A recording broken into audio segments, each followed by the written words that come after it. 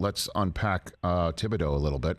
Because, you know, I'm on the air live at the Combine, sitting next to Daniel Jeremiah, and, you know, we're expecting him to work out after running his 40 because that's what he said at his podium when he spoke to the media. That's what we had heard he told teams he was going to do. And then, you know, it's now time after running his 40 and a terrific 40, we see him put his backpack on his shoulder. And I'm kind of, you know, I get in the ear of my producer. I'm like, what's up with this?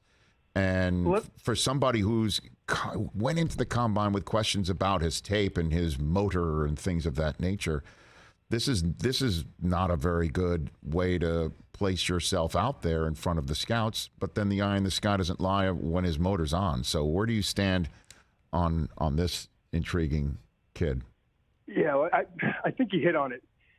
If Aiden Hutchinson didn't work out, or Jermaine Johnson, who averaged 61 plays last year for Florida State and was playing his tail off in the fourth quarter of games that they were losing, and he really didn't have much to play for from a team perspective, or Trayvon Walker, you know, some of these other edge guys that you see on tape, down in and down out, that they are giving everything that their body has to give. If one of those guys didn't work out and pulled that stunt, because it was.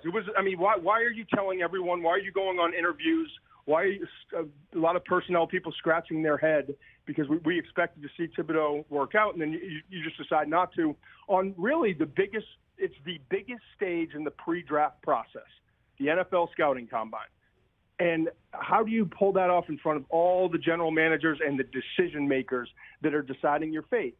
And then it's little stuff, and it's not the reason that is the problem, but it's just kind of indicators to what you see on tape. You're looking to see something different in the interviews. You're looking to see words being backed up by action.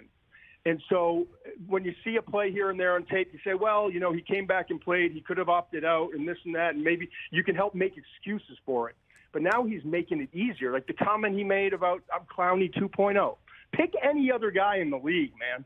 Pick any other, and again, it's not that big of a deal, but where's the advice coming from, and where is like the lack of understanding of the process that you're in? Like, the only thing we talk about with Jadeveon Clowney is he's the number one player in that draft. He's the best talent in that draft, but the motor runs hot and cold, and we're not sure what we're going to get. And that's, you know, that was why some teams were just not sure of him. And it's the same exact narrative that you have right now for Thibodeaux. So it's been fascinating to watch. Listen, I pull for all of these guys. Sure. He's a good young man. He really, like, I've talked to people close to him. Like, he's a good guy. I just want him to kind of pull it all together, because when you see the plays that stand out, you're like, my goodness, he's got a chance to be special if he just focuses on what he needs to focus on. Well, I mean, but you know the way this thing works. You know, Oregon Pro Day, once that thing hits, I'm trying to get the date right now.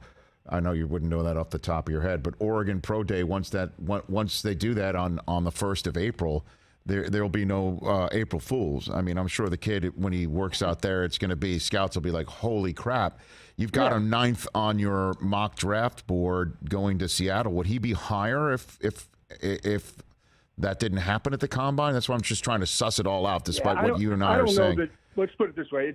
It just didn't help him. And it was an opportunity to help himself. If he goes out there, what do you run, a 4? I don't have it in front of me. A 4, he ran the 4.5s.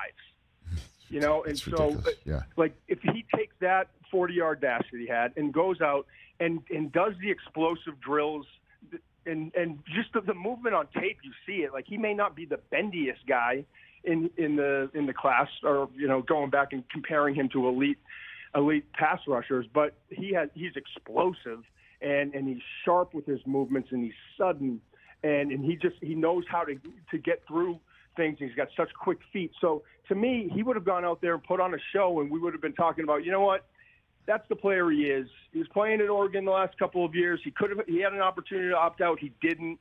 Maybe the game tape was a little bit up and down, but he's dialed back in, and this is the guy that we're going to get. So it's not that he's dropping because of the, you know, not working out. It's the concern that you have with him in terms of what you're going to consistently get over the long haul. Hey, you watched all the way to the end. Thanks for that. Watch more right here.